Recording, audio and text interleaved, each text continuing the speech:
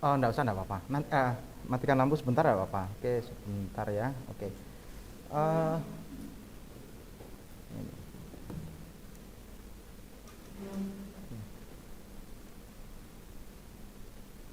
Kok suaranya nggak connect ya? Hah? Oh iya, saya lupa. Ini kan ini di sini.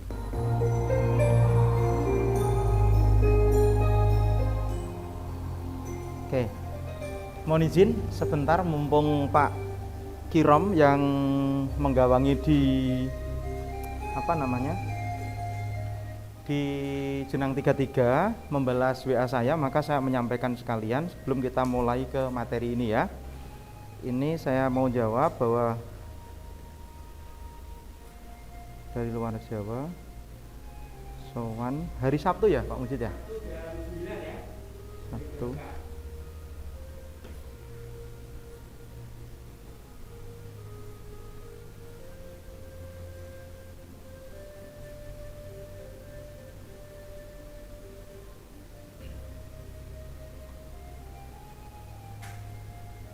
Oke. Semoga dijawab ya.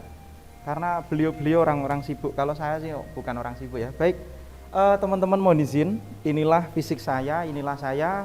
Beberapa waktu yang lalu kita sudah bertemu ya. Walaupun virtual dan harapannya bisa bertemu secara daring seperti ini. Secara luring seperti ini. Akhirnya kita bisa dipertemukan. Nah, saya diamanai oleh Pak Muzid itu kita saat ini bersama Bu Latifah untuk menghayati spirit Ji ataupun ngaji dalam bahasa Arabnya, bahasa Jawanya ya, bukan bahasa Arab ya. Ji itu ngaji itu bahasa Jawa ya, ngaji itu belajar, ngaji itu mengkaji dalam ajaran Gus Jigang yang diberikan oleh Sunan Kudus, tapi dari tokoh Raden Mas Panji Sosrokartono dan Niti Semito ya. Ini begini, dua tokoh ini kalau kita pernah belajar sejarah, cuman di sejarah ini tidak pernah disebut. Cuman dalam era kemerdekaan Indonesia, bahkan jauh sebelum kemerdekaan, beliau berdua ini sering berkomunikasi dengan Insinyur Soekarno, dan yang ini itu adalah yang penyuplai kaitannya logistik untuk kemerdekaan kita. Itu yang pertama.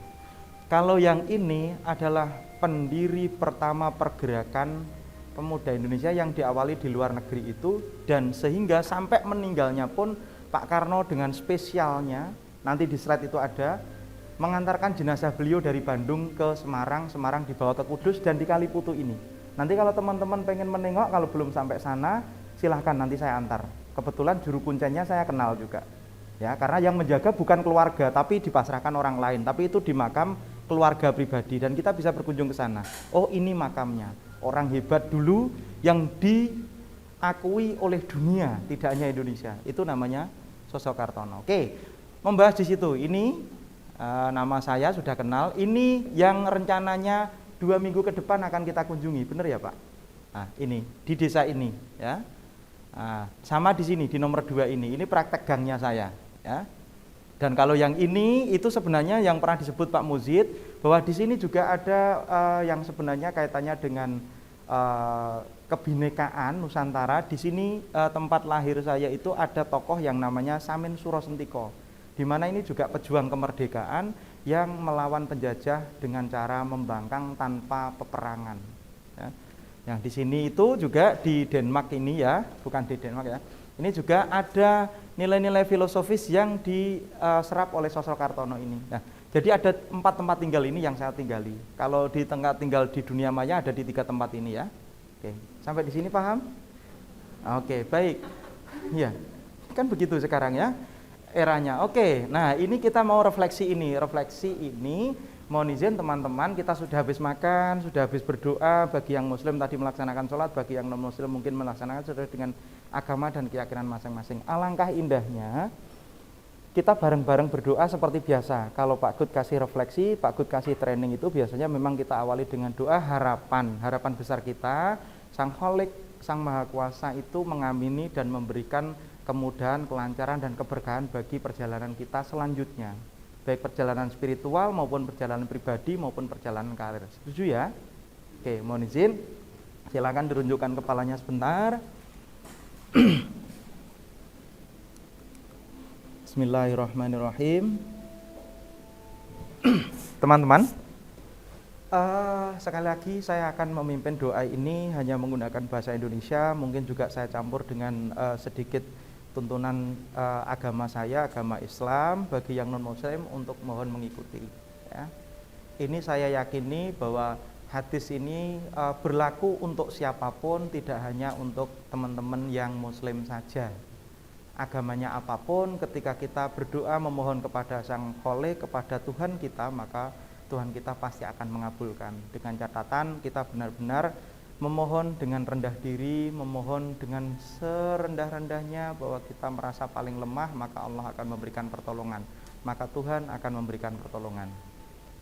Mohon izin saya bacakan seperti biasa, bahwa Allah Subhanahu wa Ta'ala berfirman dalam hadis qudsi, barang siapa berdoa dan memohon kepadaku di waktu dia senang atau bahagia, maka akan aku kabulkan doanya di waktu dia dalam kesulitan. Dan barang siapa memohon, maka aku kabulkan. Dan barang siapa rendah diri kepadaku, maka aku angkat derajatnya. Dan barang siapa memohon kepadaku dengan rendah diri, maka aku merahmatinya. Dan barang siapa memohon pengampunanku, maka aku ampuni dosa-dosanya. Bismillahirrahmanirrahim.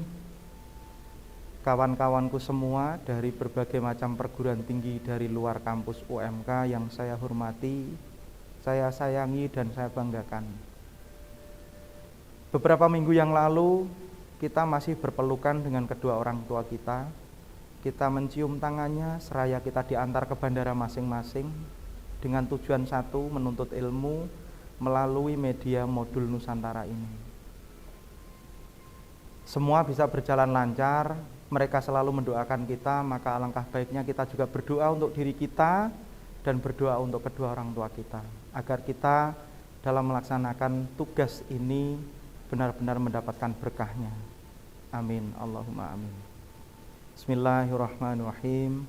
Asyhadu an la ilaha illallah wa asyhadu anna Muhammadan abduhu wa rasuluh. Ya Allah, ya Rabb kami, ya Allah, ya Tuhan kami, Tuhan semesta alam. Pada kesempatan siang hari ini, kami ber-12 dari berbagai macam perguruan tinggi yang ada di sekitar Indonesia ini berkumpul dalam satu ruangan di Universitas Muria Kudus ini, hanya satu tujuan, ya Allah, ya Tuhan kami, memohon keridhaan-Mu agar semua yang kami jalankan benar-benar mendapatkan berkah-Mu, dan memohon keridhaan-Mu semoga kedua orang tua kami yang ada jauh di sana, di tempat kami masing-masing dilahirkan, benar-benar Engkau berikan perlindungan, ya Allah, ya Rabb, ya Tuhan kami. Ya Allah, ya Rabb, ya Tuhan kami bukanlah siapa-siapa, kami bukanlah dan tak mampu berbuat apa-apa tanpa ada ridho-Mu.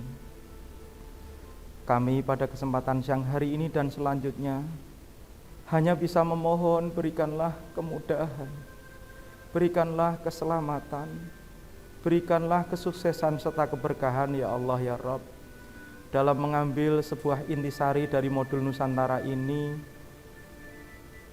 Semoga kami semua mendapatkan berkah-Mu, ya Allah, ya Rabb. Semoga Engkau merahmati apa yang menjadi cita-cita mulia kami.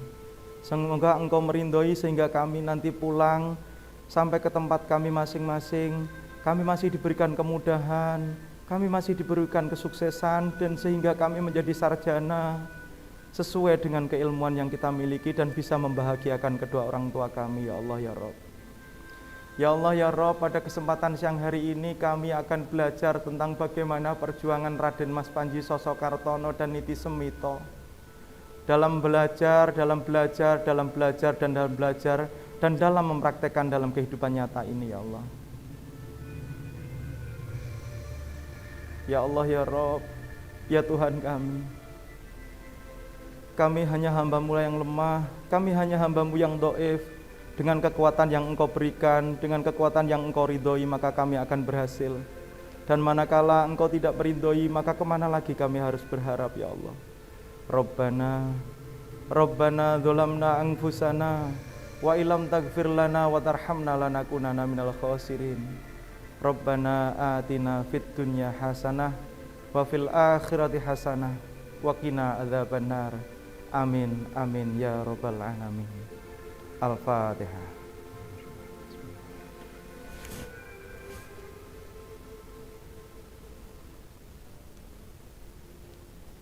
Teman-teman semua, mohon izin, kita sudah berdoa. Kita harus ingat bahwa kita di sini di samping ta'aruf, di samping saling mengenal, kita semua tujuan utamanya adalah untuk belajar. Belajar merupakan sebuah keniscayaan. Nah, Pak Muzid pada kesempatan siang hari ini meminta dari kami untuk menyampaikan apa yang pernah dijalani oleh Raden Mas Panji Sosrokartono dengan Bapak Niti Semito. Baik, oke. Saya tadi teringat dengan Bu Latifah, dia ngomongnya pagi gitu ya. Oke, bisa dihidupkan Mas lampunya? Saya cek dulu. Pagi. Pagi. Oke, saya ulangi ya. Oke. Boleh dikeleng-kelengkan kepalanya? Oke. Ya. Oke, mohon izin ya, mungkin saya doanya saya campur ya.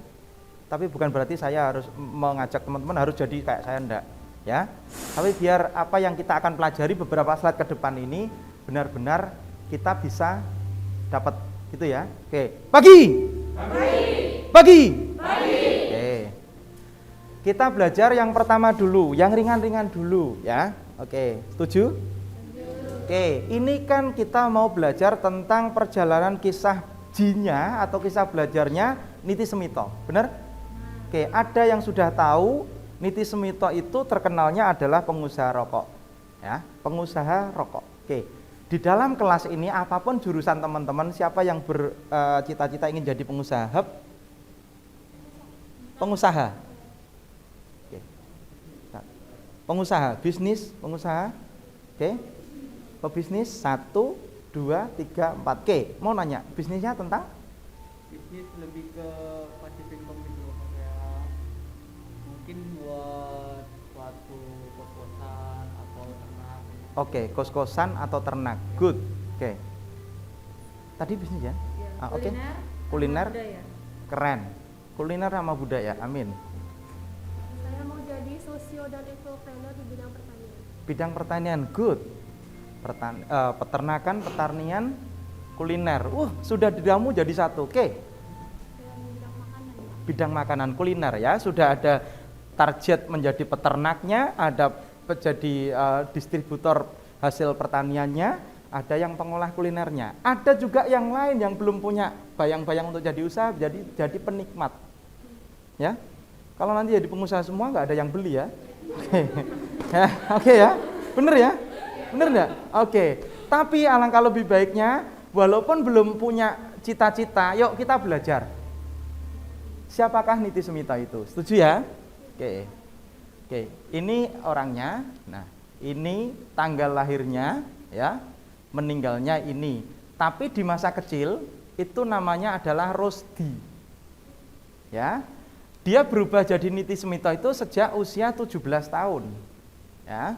Oke, pekerjaannya sebagai pengusaha kretek, raja kretek, pendiri pabrik rokok kretek cap bal 3, bola ya. Bal itu bola kalau sini ya. Bal, bola. Ya, suaminya ini ya, maaf jangan ditiru Pak Muzid dan teman-teman yang cowok mungkin ya. Istrinya 2, tapi ini ada sejarahnya juga. Tapi nggak apa-apa kalau menurut agama kami masna wasulasa waruba ya. Cowok itu berhak mempunyai istri 4, tapi dilanjutkan. Kalau Pak Ustadz Muzid itu karena dia sama-sama juga lulusan penjara suci kayak saya, itu ada lanjutan ayatnya harus adil. Kalau nggak adil ya 1 aja cukup gitu ya. Nah, ini kan sejarahnya dulu Bu Nasilah ini kan nggak punya anak cowok tuh. Nah, maka Pak Niti Semito itu mohon izin kepada Bu Nasilah untuk menikahi Bu Sawirah. Nah, harapannya adalah punya anak cowok. Begitu ya.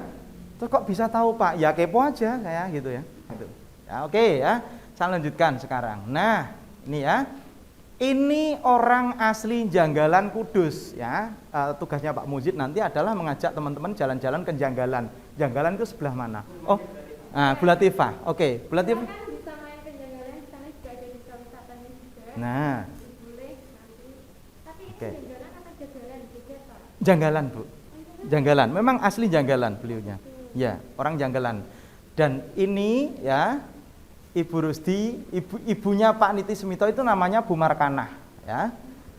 Bapaknya Bapak Haji Sulaiman. Bayangkan coba teman-teman, di tahun ini bapaknya kalau yang Muslim kan sudah haji ya. Pakai apa coba? Kemarin saya nanya ya. Kita interaktif aja ya. Tessa, berangkat dari rumah sampai sini berapa jam? Ya enggak apa-apa ya. Ya ini maaf ya, ini belajar bareng-bareng ya. Ini berangkat haji pun dulu transitnya malah berkali-kali. Di zaman penjajahan itu belum pakai pesawat loh. Pakainya transportasi laut, kapal. Sampai berbulan-bulan, bahkan sampai setengah tahun. Dan itu enggak ada halo. Kalau kamu kemarin kan update status, wah saya tanya, kapan nyampe Kudus kan gitu. Kalau itu dulu kan enggak ada ini. Apakah ini ayah saya itu dibantai oleh Belanda karena masih masa penjajahan, ya kan? Nggak tahu itu. Ketika berangkat ke rumah, dilepas. Value apa yang ada di situ? Komitmen yang tinggi, keikhlasan dari pelepasan seorang keluarga. Kalau kamu kan nggak, setiap saat, halo mama, aku di Kudus, asik mama, nggak bisa diet, bisa kan? Kalau itu nggak bisa loh, bayangin coba. Ya, bener nggak? Bisa telepon-teleponan setiap saat. Oke ya, oke, saya lanjut sekarang. Ya, oke. Anak seorang demang atau lurah, ya. Anaknya kepala desa kalau sekarang, ya. Ini Pak Niti Semito ini, ya. Oke. Nah, di usia 17 tahun itu dia sudah mulai berangkat merantau ke Malang, Jawa Timur. Dia tidak mau meneruskan sebagai seorang lurah seperti orang tuanya, tapi dia memilih berangkat dan keluar dari rumah untuk belajar dari zona yang nyaman keluar ke zona yang tidak nyaman. Menjadi buruh jahit pertama kali ke Malang. Padahal kalau dia di Kudus enak, di Janggalan sampai sekarang Bu Latifah itu walaupun suaminya orang Jekulo sana milih balik ke Janggalan loh, keren loh. Karena Janggalan itu nyaman sekali gitu. Tapi Pak Niti Semito ini luar biasa. Dia keluar dari rumah tanpa bekal menjahit, tapi dia belajar di sana menjahit sampai menjadi pengusaha konveksi sukses. Bayangin coba, sampai menjadi pengusaha konveksi sukses. Sekarang anehnya teman-teman di antara kita sendiri termasuk saya kadang-kadang ketika kita sudah memegang satu puncak tertentu, kita sudah merasa sukses, ya, karena ini Ji ya, kita belajar ya dari situ. Itu kadang-kadang kita males untuk belajar usaha yang lain. Tapi dari Pak Niti Semito atau Kang Rusdi ini ya, kalau bahasa Jawanya itu Kang ya, Kang itu apa ya, kakak ya. Ini dia enggak berhenti sampai di situ saja. Tapi merasa semakin persaingan ketat, maka dia memilih untuk pulang ke Kudus. Ya. Pulang ke Kudus itu enggak langsung menjalankan apa? Konveksinya lagi, tapi dia usaha yang lain, ya, berupa minyak kelapa dan berdagang kerbau. Nah ini kerbau, kemarin sudah dijelaskan oleh Pak Muzid ya, sudah diajak makan soto kerbau. Gimana rasanya? Enak ya? Nggak ekstrim ya? Oke, nah kerbau, namun ternyata dia juga gagal. Dia banting setir menjadi pengusaha dokar. You know dokar? Ini loh, kayak gini loh, delman ini loh. Hah? Ya delman ya. Paham ya delman ya? Oke, ya kayak gitu. Cuman ternyata di situ juga dia merasa tidak langsung well di situ, tidak langsung nyaman. Tapi juga dia ini, ya buka jualan, ada batik, ada kopi, ada tembakau. Nah inilah yang mengawali si Rusdi tadi ataupun Pak Niti Semito itu. Akhirnya bersama istrinya Bu Nasilah tadi mulai proses membangun usaha bisnis linting tembakau dan cengkeh. Sudah ada yang tahu tembakau? Tembakau yang asli masih lembaran? Masih ya? Ada yang nggak tahu? Riki tahu? Hah? Sudah tahu ya? Di kemarin ya? Cengkehnya juga udah tahu? Sudah pernah manjat pohon cengkeh? Nanti kalau sampai minggu depannya, kalau di rumah saya ada pohon cengkehnya banyak, dipanjat nanti ya. Ya? Tesa ya jagoannya ya? Oke, enggak apa-apa Tesa. Oke, sip ya. Ini ya, itu dulu hanya itu. Nah, dari situlah akhirnya ya Bapak Soekarno ini ya, menyebutnya bahwa Niti Semito merupakan Raja Kretek asli orang Kudus yang ini. Dan mengalami masa kejayaannya di tahun ini, 22 sampai 40 ini. Ya. Oke. Dikenal sangat dekat sekali dengan beliau dan sebagai penyandang untuk memperjuangkan kemerdekaan Indonesia. Ini Pak Niti. Dan disebut oleh Bung Karno sebagai orang kaya Indonesia dalam sidang pidato BPUPKI. Ya. Keren kan? Nah, Ji, kembali lagi spirit Ji. Belajar dari situ. Orang Kudus, ya kan? Belum zaman merdeka sudah melanglang buana sampai ke Malang, padahal dia di sini anaknya orang mampu, tapi dia keluar dari zona nyaman, belajar sendiri, mandiri, sampai dikenal levelnya presiden. Keren kan? Keren di zaman itu. Tapi sekarang Pak Presidennya lebih kenal dengan Atta Halilintar dan Aurel. Ya kan? Ya kan? Oke. Ya maaf loh, itu antara intermezzo loh ya. Jadi maksud saya begini, orang yang benar-benar dari kota sekecil ini, ya kan, pernah bangkit pengusaha konveksi, pernah bangkit usaha dokar, pernah bangkit usaha, masnya tadi bilang ada kontrakan, ada kos-kosan kayak gitu ya. Itu ternyata dia luar biasa membuat rokok dan ini masih berlanjut ternyata. Nah, sampai si Wilhelmina menyebut Niti Semito sebagai The Kretek Koning atau Raja Kretek. Ratu Wilhelmina loh ya. Nah, ini mampu mengelola pabrik yang memproduksi 8 juta batang rokok kretek dengan mempekerjakan 10.000 buruh. Di antara pemegang keuangannya ini adalah dia mampu mempekerjakan orang asli Belanda di bagian pembukuan. Akuntingnya itu dari Belanda loh. Ya. Nah, kalau sekarang di seban kamu, mungkin nanti bisa, kalau kita usahakan bisa nge-link ke Oasis ya Pak ya. Itu di depan kamu ini ada si Jarum, ini juga dulu berdirinya bareng-barengan Niti Semito. Sekarang tinggal 3, Jarum, Noyorono, sama Sukun. Nah, yang eksis untuk bakti pendidikan ini kan yang Jarum ini yang besar.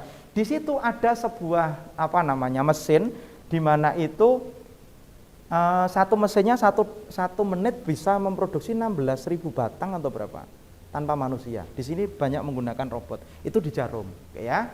Saya lanjutkan. Nah, koran pertama kali di Belanda kalau nggak salah ini ya, menuliskan bahwa almarhum ini sebagai Raja Kretek dalam ulasannya pada tanggal 9 Maret 53. Oke, kita lanjutkan. Nah, pembayaran pajaknya itu sampai sekian ini, gulden itu uang Belanda ya. Coba searching aja nanti ya. Itu sampai segitu loh pajaknya loh. Bermiliar-miliar di zaman itu. Nah, oke, saya lanjutkan. Cara promosinya beliau di waktu itu, kita belajar ya, ada yang dari pemasaran, akuntansi. Oke, ya. Cara promosinya beliau dulu itu keren. Coba, apa ini? Coba kita baca bareng-bareng biar nggak ngantuk.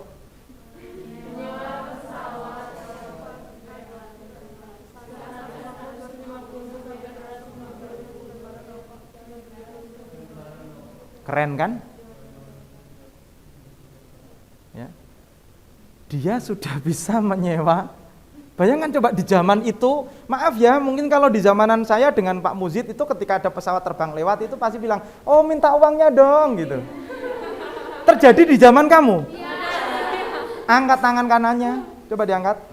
Taruh di dada tepat di tengah dan istighfar bagi yang muslim. Astagfirullah. Saya kira hanya di zaman saya, ternyata masih berlancung ya. Warisan ternyata ya. Iya, warisan, legasi, live legacy enggak apa-apa. Oke ya. Nah, ini beliau di zaman itu sudah nyebar bung gitu ya. Nah, oke, yang kedua. Nah, ini radio di zaman itu juga memproduksikan produk rokoknya serta gedung bioskop. Keren ya. Di zaman itu dia sudah mempunyai ide brilian seperti itu.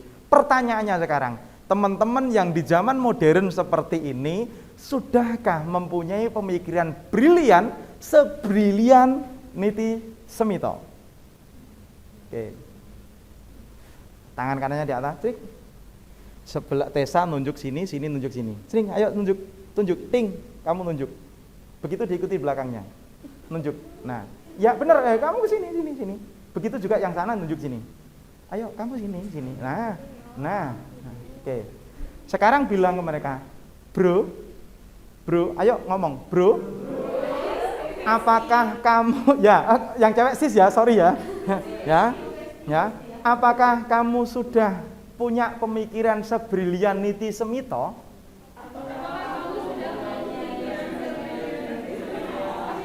Jawab, harus jawab, baru dijawab. Ayo jawab sendiri.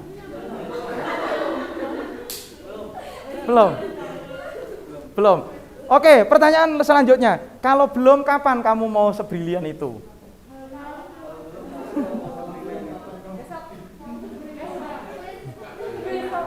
Oke, ya. Katanya besok kita tagih Pak Muzid ya.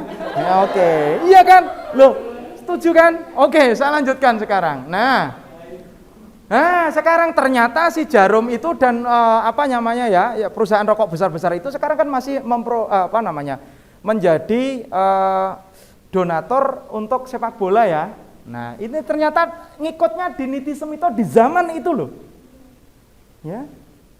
Dia sudah membuat tim sepak bola kayak gini. Nah, kalau ini sekarang kan taruhlah ini namanya kan sekarang artis yang di-endorse oleh artis itu kan. Oke. 5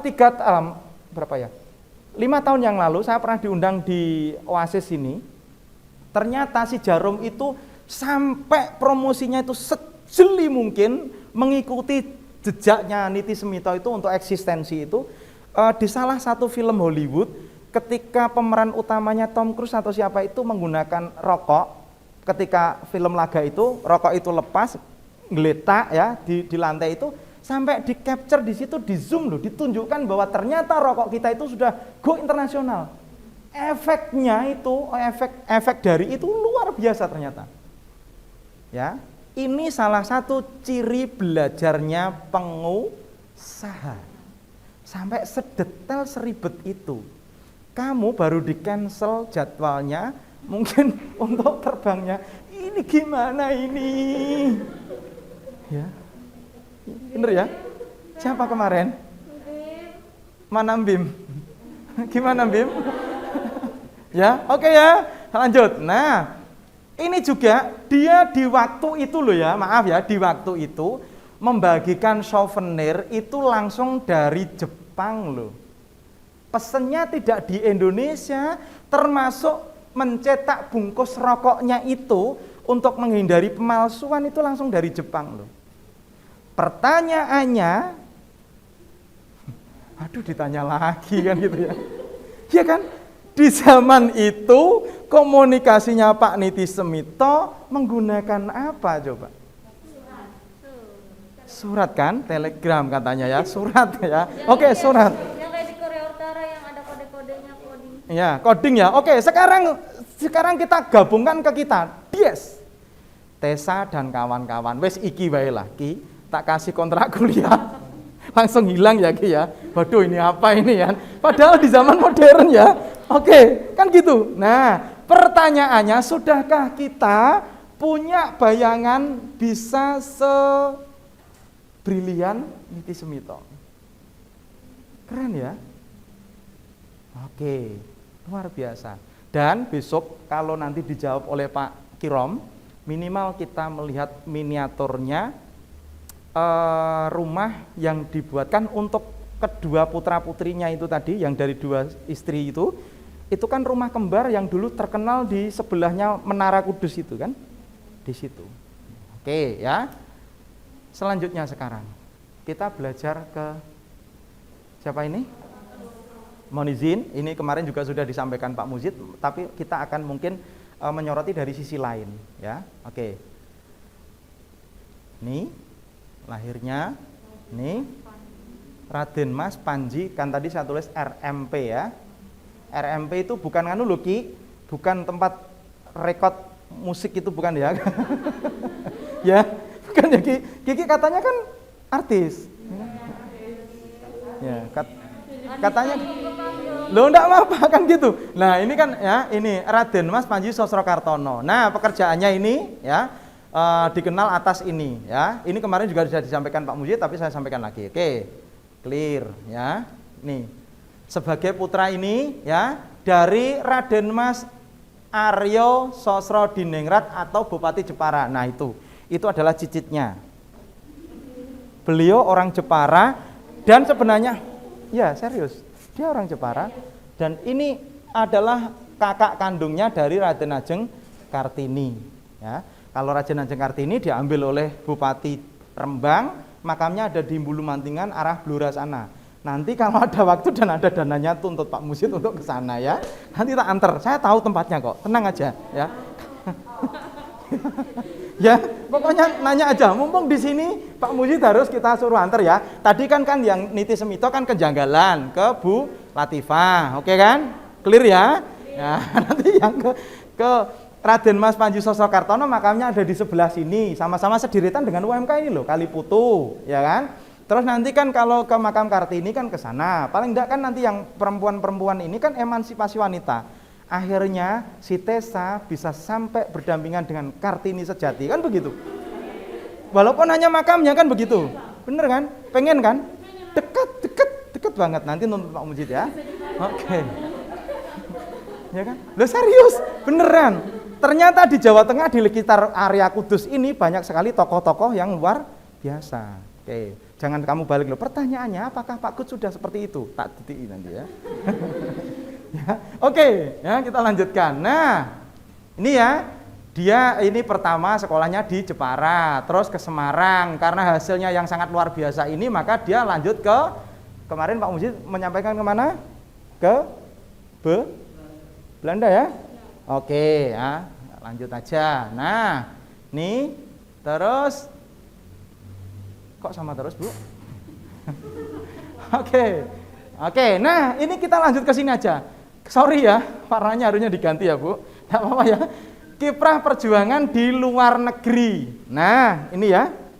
Raden Mas Sosrokartono kemarin juga diulas Pak Muzid, tapi ini saya sampaikan lagi. Yang pertama, ya. Dia sampai diangkat sebagai mempunyai pangkat mayor oleh pemerintah Amerika Serikat karena jasanya di dalam Perang Dunia Pertama sebagai wartawan yang kritis, sebagai wartawan yang independen, dan sebagai wartawan yang benar-benar menguasai segala-galanya. Pertanyaannya, di zaman itu Sosrokartono sudah sampai ke Belanda, sampai terkenal seperti itu. Nah, sekarang Mas Menteri mengadakan tema Merdeka Belajar, baru sampai Kudus, belum berangkat dari rumah, gelisahnya bukan main. Ini gimana nanti? Aku nggak punya siapa-siapa di sana. Waduh, apalagi kalau yang Mas sering dekat dengan mama, papahnya? Hah? Enggak terlalu dekat. Oke, kita experience sharing dulu ya. Pertanyaan Pak Gud ya. Ini kan sampai ke Amerika ya. Nah, kemarin ketika pesannya mama papa pertama kali ketika mau berangkat ke Kudus apa? Jangan lupa bilang assalamualaikum. Jangan lupa bilang assalamualaikum. Terus setelah itu? Sopan. Karena di rumah kan yang kita kenal di sana. Jaga diri, oke. Yuk cerita, ayo harus cerita, pasti ceritanya unik-unik. Ini kan yang standar ya, pasti ada yang nggak standar. Ayo ceritamu, gimana? Cerita. Kan kemarin ngasih tahu kalau misalnya berangkat ke sini, terus abis itu nggak jadi, terus ditanya lagi kapan berangkat, itu pas ketika berangkat bilang besok, abis itu udah bilang jangan lupa makan. Jangan lupa Jaga makan. kesehatan, Ah, tadi tuh. Oke. Sampai ada apa namanya? Mau diusir loh, Pak. Diusir. Kasihan banget malah diusir katanya. Nggak pergi aja kamu pergi gitu. Oh, pergi aja kamu pergi. Oke, Tessa, ayo Tessa, gimana Tessa? Kamu kan pertama kan posting-posting di depan rumahmu begitu ya, mau berangkat sama adik-adiknya gitu, iya. Tessa kan nggak add ke Facebook saya ya Tessa ya, iya. Terus dia gini, perpisahan atau apa gitu. Ayo Tessa, gimana? Pesan orang tua itu baik, kita indah. Kan Ya nggak apa-apa, oke. Ya ini experience-nya seperti ini, nggak apa-apa, oke. kalau pergi ke sana baik semua orang gitu. Baik semua orang. Baru sopan, kalau ngomong itu sopan sama orang. Oke, gitu. Ya baru harus jaga kesehatan, jangan lupa ibadah. Dan lupa ibadah, oke. Terus sampai ada semacam kayak acara dramatis gitu ketika dilepas itu orang tua sampai sedih, nangis gitu ada? Ya biasa Pak. Siapa? Siapa? Hah? Pertama nggak diizinin. Nggak diizinin. Karena Terus? nggak pernah jalan jauh gitu dengan orang tua. Terus kata papa aku, udah nggak usah ikut aja, ikut daring aja. Terus aku bilang, ini nanti nggak rasa gitu kayaknya. Langsung aku bilang, oke kalau gitu, kalau emang itu kemauan kamu, hati-hati, jaga diri, jangan lupa berdoa. Oke. Sudah pernah nggak ketika ini kayak gini dalam ruangan ini minta mohon izin ke Pak Mujid atau apa video call ke keluarga bahwa kami baik-baik saja di sini gitu pernah nggak? Kalau setiap pagi ditelepon Bang Aduh, dari mana? dari Kupang NTT. Kupang NTT sampai sini. Pak Niti Semito di zaman itu belum ada. Ya, ini belajar ya, maksudnya belajar ya, bener ya, sama-sama belajar ya. Pak Niti Semito di zaman itu belum ada HP, belum ada apa-apa. Sudah berani, padahal dia coba kita flashback ke sana tadi. Anaknya bupati, ya kan? Bupati Jepara lagi, kaya raya lagi. Ya kan? Luar biasa. Dilepas sampai ke Leiden. Demi sebuah cita-cita mulia, ya kan? Oke, enggak apa-apa, tapi itu bentuk kasih sayang. Perbedaannya adalah yang satu diusir, yang satu dipegang, kan gitu. Ya, Dek ya. Enggak apa-apa. Ada cerita lagi yang lebih unik? Iki, gimana Ki? Lumayan apa? Oh, lumayan berkesan ketika berangkat itu ya?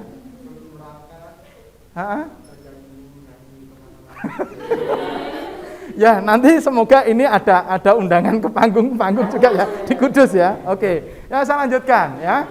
Nah, ini ya juga sudah disebutkan oleh Pak Mujid kemarin bahwa dia juga sebagai juru bahasa tunggal blok sekutu ya. Karena kemahiran dan kelancarannya dalam berbahasa ya, ini ada Slavia, Rusia dan berbagai bahasa Eropa yang sebagian diperoleh dari blok sekutu serikat itu. Oke, ya selanjutnya. Nah, ini ketua juru bahasa sekarang itu kalau dulu LBB ya, sekarang mungkin PBB ya. Oke, yang pusatnya ada di Jenewa ya, Swiss. Karena dia kalau di tulisan buku yang dikutip oleh Pak Mujid itu menyebutkan ada 26 bahasa ya. Ini 17 macam bahasa Eropa dan 9 macam bahasa Nusantara. Padahal 25 tahun lebih dia hidup di sana. Bahasa Nusantara masih dikuasai. Pertanyaannya sekarang, Medan, benar ya? Bali. Kamu di Bali juga. Sudah paham dengan bahasa Bali? Sedikit-sedikit. Kamu sudah paham bahasa Medan? Tahu sedikit-sedikit. Berarti berapa bahasa yang kamu kuasai? Kalau yang dikuasai seluruhnya, dua aja. Dua, apa? Bahasa Indonesia sama bahasa Bali. Bahasa Indonesia, bahasa Bali. Oke, sekarang tambah satu bahasa Jawa ya. Iya. Iya kan? Iya. Nggih gitu ya. Lumayan, luar biasa. Nanti kan ada background kamu setelah ikut modul Nusantara, maka saya punya keahlian bahasa Jawa juga ya. Karena Jawanya orang Kudus dengan orang Jepara itu beda lagi. Ya, orang Pati beda lagi. Nanti kan ditulis saja bahasa Jawa Kudus, bahasa Jawa Jepara begitu kan? Kan bahasa Nusantara itu nanti ya. Oke. Ya, pendiri ya. Apa Bun? Di situ Bun. Yang terakhir pendiri. Yang merupakan apa ini? Oke, oke, saya salah. Dimatikan ya. Oke, oke, coba dimatikan aja ya. Kita gelap-gelapan enggak apa-apa ya. Nanti saya dengarkan suaranya saja, enggak apa-apa. Nah, kelihatan ya? Ya. Oke, ya lumayan. Nah, ini ya di negeri Belanda sebagai titik awal dan kebangkitan nasional Indonesia. Tadi disampaikan Pak Mujid sedikit itu bahwa menyampaikan beliau adalah ini salah satu tokoh yang sangat luar biasa yang menopang kemerdekaan. Oke. Selanjutnya, nah ini ya. Ini kalau ini kiprah di dalam negeri ya. Di tahun itu mendirikan yang namanya National Middle di Bandung ya. Dan guru-gurunya di waktu itu ya, guru yang mengajar di National Middle School itu adalah termasuk salah satunya Insinyur Soekarno. Ya. Keren ya orang ini ya. Oke. Selanjutnya masih di dalam negeri, pelopor pergerakan nasional Indonesia ya. Ini berdasarkan ini nanti tak share aja ya slide-nya ya. Oke. Oke. Ini ya, sampai seperti ini. Oke. Nah, ini di situ pun adanya adalah lukisan. Kalau nanti kita ajak ke makam, kalau nanti masih ada waktu Pak, hari ini kita ke sana sebentar enggak apa-apa. Itu juga yang di sana itu berupa lukisan. Ya, di situ. Nggak tahu ya, mungkin hak keluarga, nggak dipublish dan lain sebagainya. Ya. Seperti itu ya. Dan ini ya, ini termasuk adalah tokoh kebatinan yang mana kalau dalam buku besarnya berdasarkan riset dari sahabat-sahabat saya itu lebih kepada filosofisnya Plato, Platoisme. Ya, ada yang pernah belajar itu? Nah, ini dia memadukan apa namanya? Pengobatan itu dalam Darussalam ini ya. Darussalam, Pak Mujid yang tahu artinya nanti ya. Oke. Nah, terus ini ya. Meninggalnya pada hari ini tanggal 8 Februari 1982 pada usia 75 tahun. Dan ini yang saya sampaikan di awal tadi, Presiden Republik Indonesia langsung merintahkan untuk Angkatan Udara Republik Indonesia untuk mengantar jenazahnya dari Bandung sampai ke kota Semarang. Nah, anehnya adalah Pak Raden Mas Sosrokartono ini walaupun dia sudah melanglang buana sampai ke berbagai belahan bumi Eropa, tapi dia sampai sepeninggalannya itu di Bandung itu kontrak, kawan. Dan dia benar-benar menghindari yang namanya kemewahan dunia. Ya, ditarik dibawa ke Kudus, dimakamkan di sini walaupun itu makam keluarga yang besar karena orang kaya ya, keluarga kaya, tapi dia sampai akhir hayatnya itu memilih untuk kos di Bandung dan menyelesaikan sampai akhir hayatnya di Bandung. Dan ketika dia memberikan pengobatan yang tadi ya, aliran kebatinan itu, dia tidak pernah memandang bulu. Yang datang presiden pun dilayani dengan yang sama, yang datang tukang becak pun dia layani dengan hal yang sama, tanpa membedakan apa-apa. Pertanyaan yang muncul sekarang, pertanyaan lagi Pak Gut ya. Kita kadang-kadang nyari temen aja pilih-pilih. Semoga yang dalam ruangan ini enggak ya. Tapi kalau misalnya pernah ya enggak apa-apa lah. Wong saya aja ya milih, Pak Mujid milih saya jadi temennya ya. Itu karena hak itu ya. Cuman maksudnya pilih-pilih dalam artian yang satu dianggap istimewa, yang satu dianggap jelek, enggak. Kita semuanya sama. Kita belajarnya jinnya beliau adalah itu. Bagaimana perjuangannya sampai ke Eropa, bagaimana perjuangannya walaupun dia orang kaya raya tapi tidak pernah memamerkan, menunjukkan, dan dia benar-benar kalau bahasa Islaminya nanti dikoreksi Pak Mujid, zuhud ukhrawi, benar-benar hanya menyerahkan diri semuanya kepada Sang Pencipta. Benar-benar zuhud, hanya mendekati ke arah sana. Oke.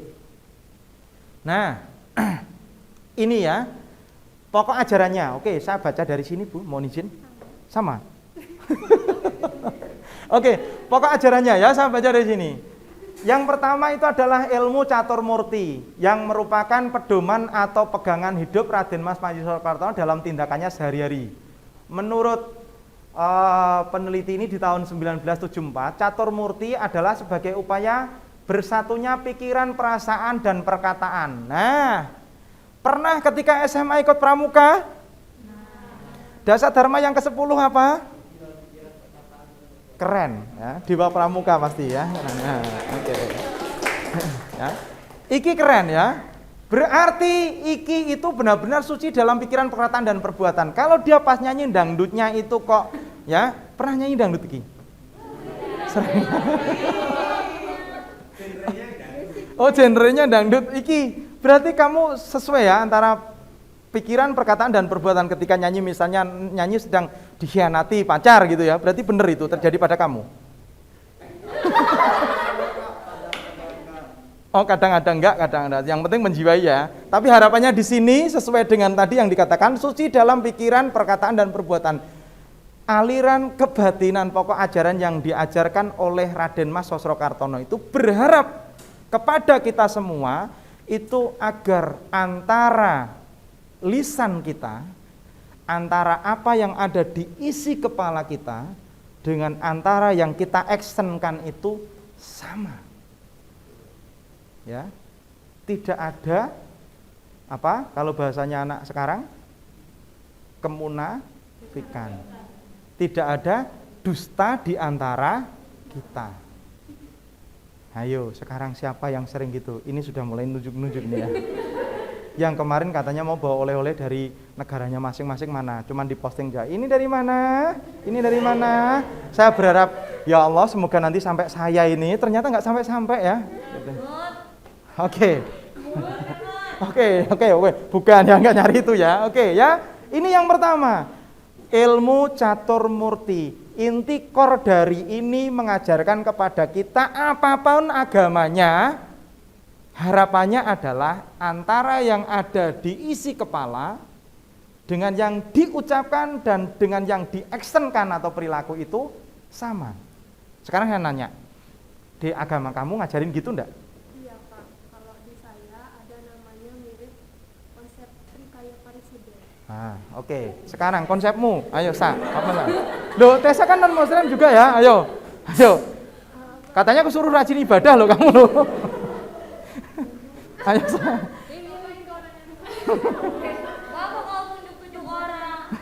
Oke, kita belajar maksudnya ya, kan gini, ini kan misalnya ini maaf ya, Raden Mas Panji Surakartono kan orang Islam ya, mungkin ini konsepnya adalah konsep yang lebih ke Islaman, tapi kan secara general itu pasti mengakui gitu loh. Tadi di konsep Hindu ya, Hindu ya, oke, terus di konsep Nasrani,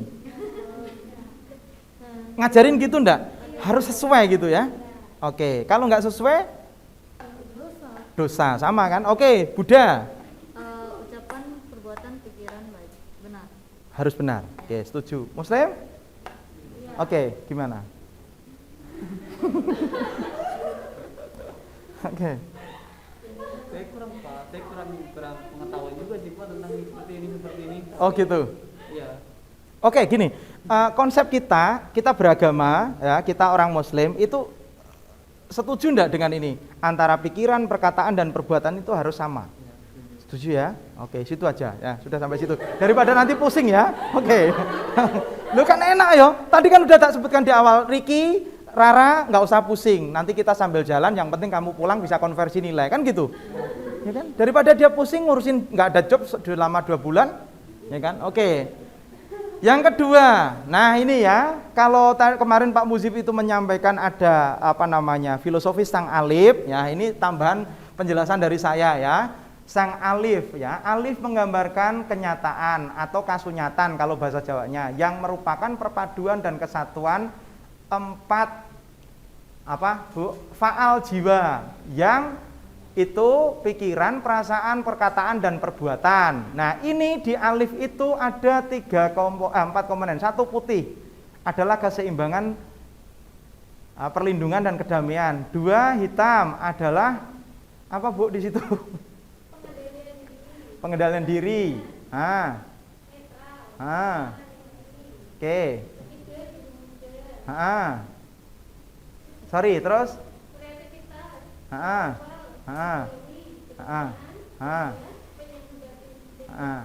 Oke. daya menyembuhkan. Terus 4? Merah, Ha. sesuatu yang punya daya hidup, Ha. pelestarian, kekuatan untuk melindungi serangan yang akan menampai dari langit dan saudaranya. Oke, ya, di sini teman-teman. Ini kalau nanti kamu sampai ke makamnya itu ada huruf ya, huruf hijaiyah namanya, huruf Arab ya. Kalau yang muslim pasti paham, yang non muslim juga paham, hanya satu gini, seret gitu. Itu namanya alif. Di situ sebenarnya kalau kita belajar tentang psikologi itu dikaitkan dengan tadi ya, id, ego, super ego dan lain sebagainya itu ya. Jadi ada dorongan dari diri manusia. Oke, nanti kelamaan di sini nanti malah ngeluh ya. Oke, ngeluh tahu? Pusing. Oke ya. Ini yang selanjutnya ya, pokok ajarannya itu adalah murid guruning pribadi, guru muridnya pribadi. Maksudnya di sini adalah murid gurunya diri pribadi, guru muridnya pribadi ya. Maksudnya gini, sebenarnya kamu itu mampu menghandle diri kamu sendiri. Kamu itu sebenarnya bisa memberikan juga contoh bagi dirimu sendiri. Dan dalam diri kamu sendiri itu sebenarnya juga yang lebih tahu tentang dirimu. Bahwa ini salah, ini nggak boleh dilakukan Tessa, misalnya gitu ya. Si Tessa ngomong ke Tessa sendiri itu ya.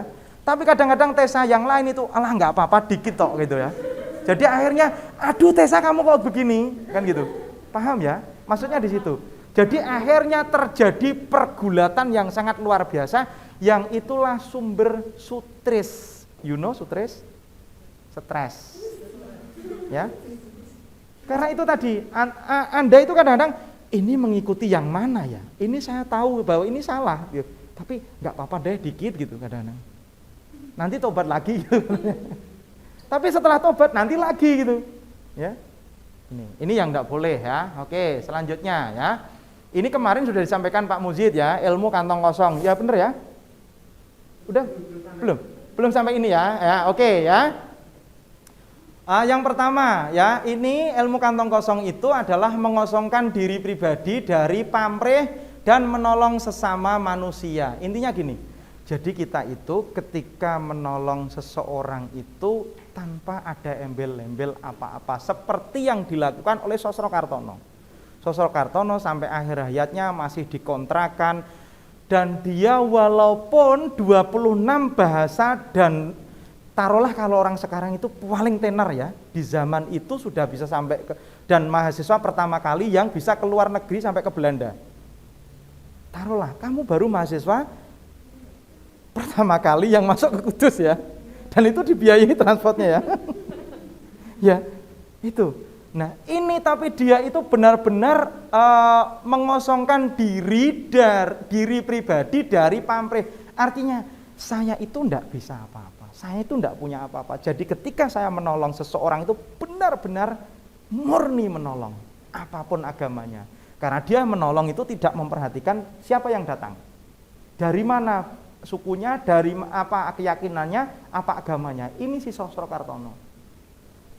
Ya, oke. Nah, selanjutnya ilmu sunji, ya, yaitu merupakan suatu cara untuk mencapai suatu tujuan pasti, yaitu tujuan peri kehidupan kemanusiaan yang luhur dan agung. Ya. Ini. Oke.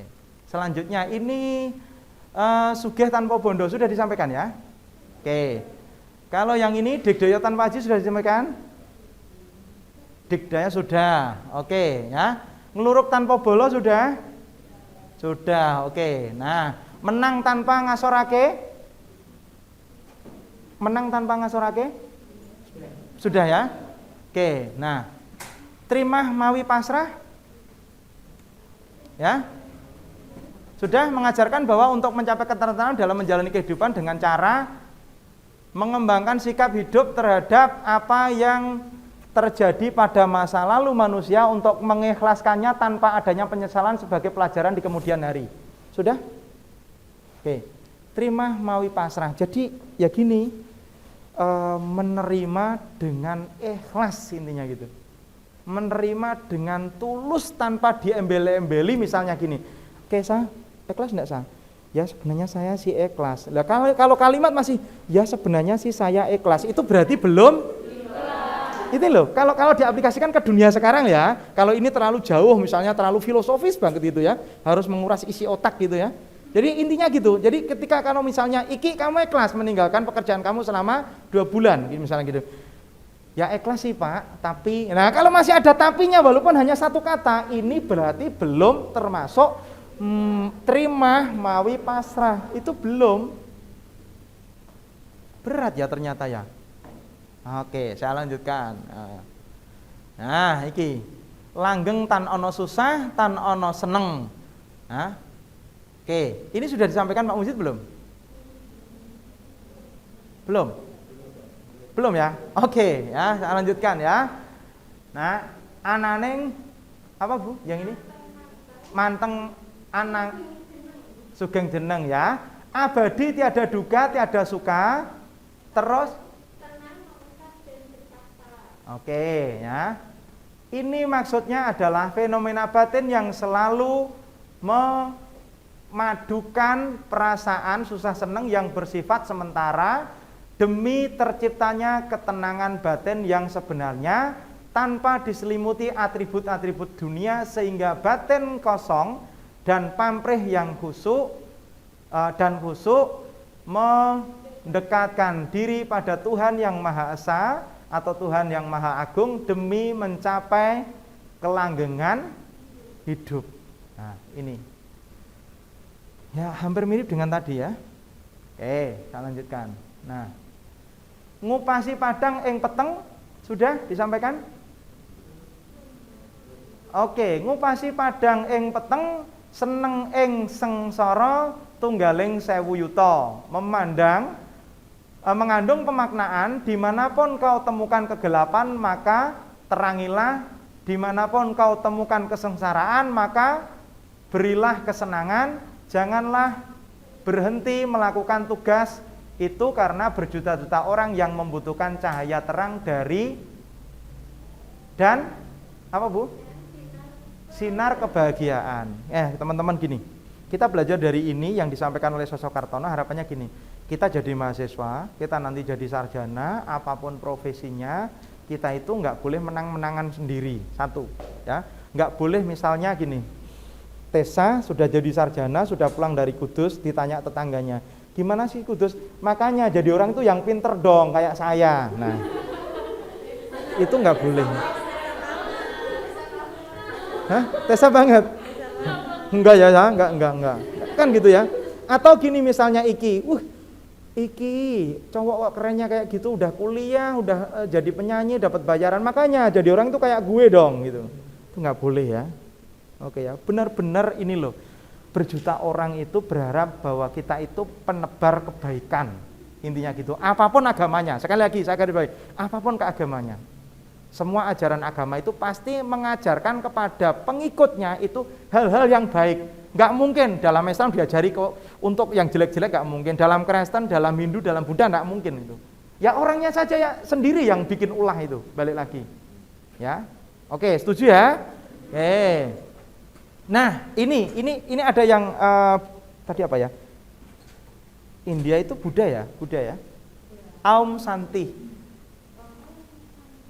Aum Santi, ya. Hah? Ya? Ada ya ajaran ini ya? Nah, ini kan lebih kepada maknanya adalah ketenangan dan kedamaian. Jadi Pak Sosro Kartono itu belajar sampai ke belahan bumi Eropa, balik ke Indonesia menjadi tokoh yang sangat luar biasa dan sampai dekat dengan Pak Karno pun dia tidak pernah yang namanya mencari ketenaran. Dia yang dicari adalah ketenangan dan kedamaian. Nggak seneng bikin gaduh. Pertanyaannya sekarang adalah dengan Anda memiliki dunia minimal di dalam maya itu ada Pacebook, ada Instagram, ada Twitter dan lain sebagainya itu bikin nyaman orang atau bikin gelisah orang? Dikit-dikit ambil mumpung dikutu. Hai guys, enak banget gitu ya. Bikin orang lain sengsara enggak kira-kira itu? Bikin Ya. iri dengki. Hah? Ya, oke ya. Berarti ini harapannya Pak Raden Sosrokartono di zaman itu ya sudah mengajarkan kepada kita untuk membuat sebuah kenyamanan dalam bentuk ketenangan lahir maupun batin serta kedamaian dalam bentuk lahir maupun batin. Pertanyaannya sekali lagi ya, sudahkah kita belajar tentang ketenangan dan kedamaian itu dari sosmed aja? Baru dikasih tugas sama Pak Muzi sama Pak Gut, statusnya sudah bukan main ini. Aduh, ini besok apa lagi sih? Aduh, gitu ya. Selebgram, oke ya. Oke, semoga tidak ya. Oke, nah ini yang terakhir. Ini ajaran pokok ajarannya adalah pantarai kaya odem menai kala ainom. Bahasa mana ini? Hah? Hah? Apa? Yunani kuno. Yunani kuno ya. Oke, ya. Apa Bun? Semua orang bahwa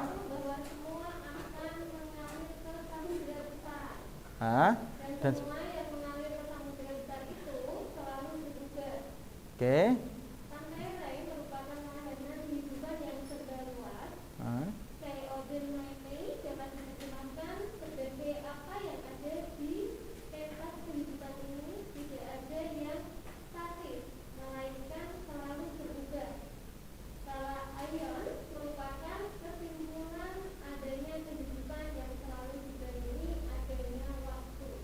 Oke, ya.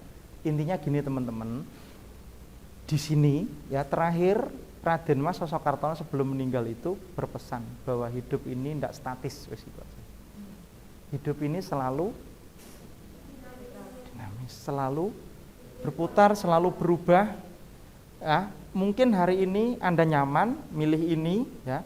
Besok mungkin ada program lain lagi, besok ada tuntutan yang lebih keras lagi, itulah yang namanya kehidupan. Di zaman Sosrokartono, di zaman waktu itu sudah menyampaikan seperti ini. Dan itu ternyata benar, ya. Dulu di zamanan Pak Gut, Pak Muzid, ya Om Muzid itu ketika di pesantren kita itu dulu disuruh orang tua bawa beras ya Pak ya, pertama kali dilatih untuk masak sendiri dan lain sebagainya, kayak gitu, harus mandiri. Ternyata orang tua juga nggak bilang, ayahnya Pak Muzid, ayahnya saya nggak bilang, besok kamu akan menemui kehidupan yang serba sulit dan lain sebagainya. Enggak, ya suruh aja dibawa gitu ya. Jadi ya nggak ada, ya makanya saya tadi di awal bertanya tentang dramanya bagaimana ketika kamu dilepas orang tua kamu. Sudah biasa dilepas ya. Tapi kan mereka tidak langsung memberi, nak jalanlah ke timur mencari kitab atau jalanlah ke barat mencari kitab karena kehidupan yang kamu lalui, kan nggak seperti itu.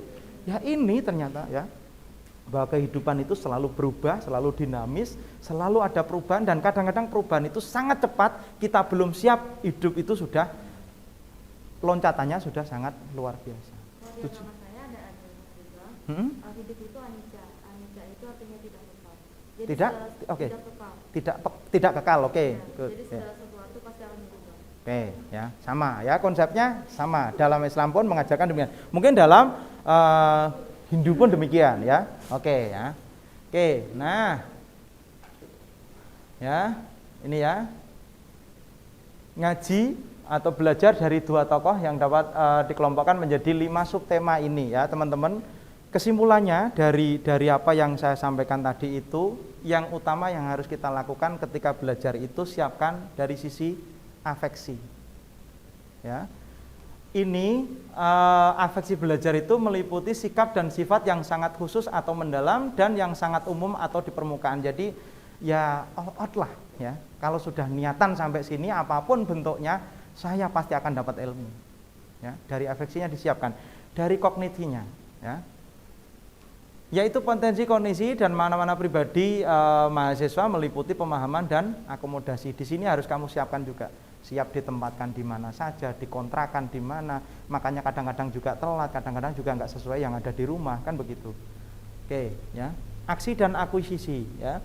ini adalah tindakan belajar, produk ataupun hasil belajar yang akan kamu dapatkan, penggunaan sanksi belajar sebagaimana balikan. Nah, ini kamu harus siap.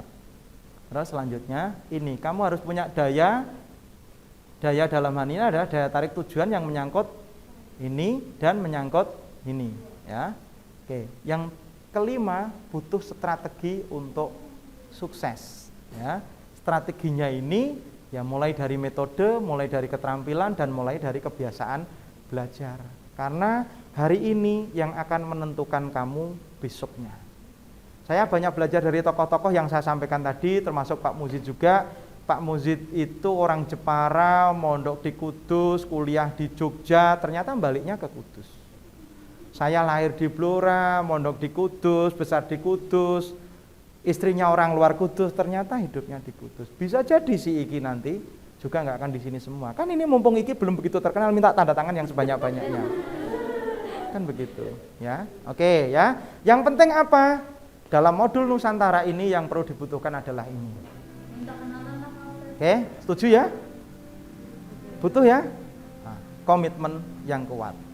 Insya Allah teman-teman berapa ini? 12 akan menjadi orang sukses, ya, sesuai dengan harapan orang tuanya semuanya. Setuju ya? Oke, bisa ya? Oke, itu yang bisa saya sampaikan. Mohon maaf, semoga ini ya sukses toh nggak cukup, ya, sukses dan berkah. Setuju ya? Oke, setuju? Oke, itu yang bisa saya sampaikan. Mohon maaf kalau ada hal-hal yang kurang berkenan atau ada salah-salah kata, mohon dimaafkan. Saya tunggu mungkin 2 minggu ke depan ya Pak.